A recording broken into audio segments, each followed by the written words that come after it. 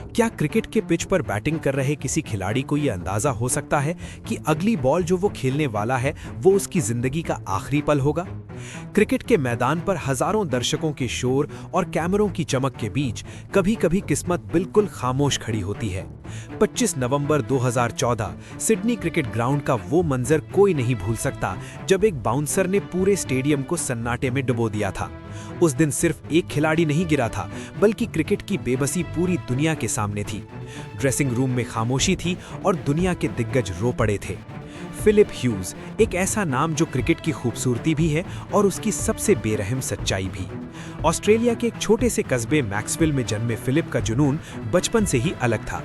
उनके पिता केले के बागान के मालिक थे और मां इटालियन मूल की थी। 12 साल की उम्र में वो अपने से दुगनी उम्र के बच्चों के साथ खेलते थे।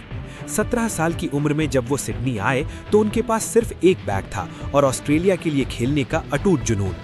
20 साल तक आते आते फिलिप ने साउथ अफ्रीका के खूंखार बॉलिंग अटैक के घुटने टिका दिए थे। डेल स्टेन और मॉर्ने मॉर्कल जैसे गेंदबाजों के सामने एक ही टेस्ट की दोनों पारियों में शतक जड़कर उन्होंने दुनिया को हिला दिया था। सचिन तेंदुलकर जैसे महान बल्लेबाज उनकी सीखने की भूख से बहुत प्रभावित थे। उन्हें ऑस्ट्रेलियन क्रिकेट के भविष्य के कप्तान के तौर पर देखा जा रहा था। रिकी पॉन्टिंग से लेकर हेडन तक सब मानते थे कि फिलिप में वो काबिलियत है जो अगले 10 साल तक ऑस्ट्रेलिया को संभाल सकती है। लेकिन 25 नवंबर की दोपहर सब बदल गया। शेफील्ड शील्ड का मैच चल रहा था और फिलिप 63 के स्कोर पर बल्लेबाजी कर रहे थे। सीन एबट की एक तेज बाउंसर को पुल करने की कोशिश में फिलिप चूक गए और गेंद सीधे उनके हेलमेट के नीचे गर्दन के उस हिस्से पर लगी जहां सुरक्षा नहीं थी। गेंद लगने के बाद फिलिप करीब 5 सेकंड तक खड़े रहे, फिर झुके और अचानक गिर पड़े। किसी को अंदाजा नहीं था कि उनकी गर्दन की नस फट गई है। 2 दिन तक अस्पताल में जिंदगी और मौत की जंग लड़ने के बाद अपने 26वें जन्मदिन से ठीक 3 दिन पहले उन्होंने आखिरी सांस ली। जैसे ही ये खबर आई, पूरा क्रिकेट जगत सन्नाटे में आ गया। माइकल क्लार्क, जो उन्हें छोटा भाई मानते थे, इतने टूट गए कि उनका करियर भी इसके बाद बहुत दिन नहीं चला। दुनिया भर के लोगों ने अपने घरों के बाहर बल्ले रखकर उन्हें विदाई दी। ऑस्ट्रेलिया के स्कोर बोर्ड पर पहली बार किसी खिलाड़ी के नाम के आगे रिटायर्ड हर्ट नहीं, बल्कि हमेशा के लिए नॉट आउट लिख दिया गया।